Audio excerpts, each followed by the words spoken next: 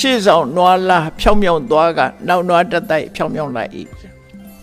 ဆိုလိုတာခေါင်းဆောင်ကောင်းလို့ရှိရင်နောက်လိုက်တွေကောင်းလားကတိခေတ်တော့ခေါင်းဆောင်ကောင်းရှိရင်ခေါင်းဆောင်ကောင်းနေခေါင်းဆောင်ကောင်းရှိဖို့တဲ့နောက်လိုက်ကောင်းရှိဖို့လိုတယ်ဆိုပြီးတော့ပြောလာကြပြန်တယ်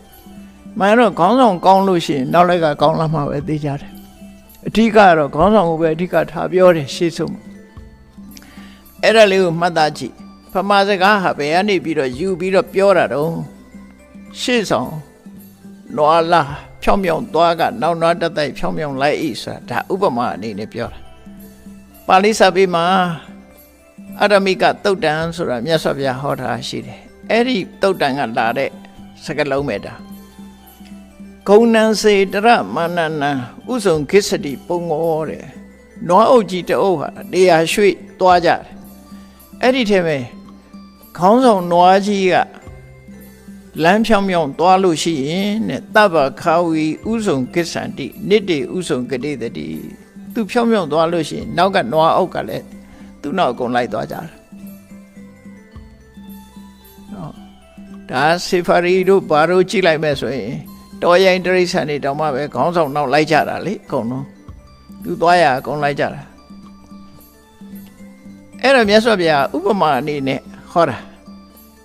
ဟောချင်တာကဘာတော့ဆိုဧဝမေဝံမနုဿေတုယောဟောတိတိဋ္ဌတမတောဒီတိုင်းပဲတဲ့လူအတိုင်းဝိုင်းထဲမှာ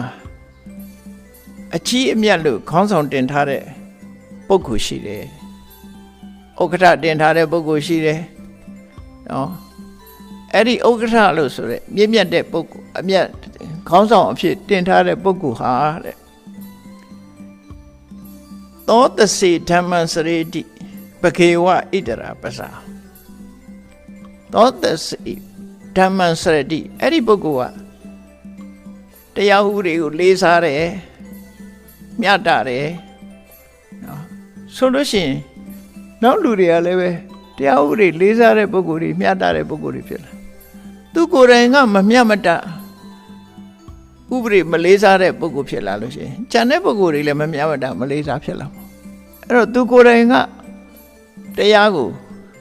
အလေးမြတ်တရားလမ်းကြောင်းတိုင်းနေထိုင်တယ်သူကတရားလမ်းကြောင်းတိုင်းနေလို့ရှိရင်ပခေဝဣတရာပစာသူနောက်လိုက်တွေပြောစရာမလိုတော့ဘူးသူကျင့်တဲ့အတိုင်းလိုက်ပြီးတော့ကျင့်ကြတယ်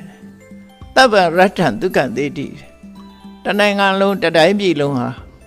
ချမ်းသာတယ်အဲ့တိုင်းနေတနိုင်ငံလုံးတတိုင်းပြည်လုံးဟာချမ်းသာကြွယ်ဝပြီရာဇာစေဟောတိဓမ္မိကောတဲ့တိုင်းပြည်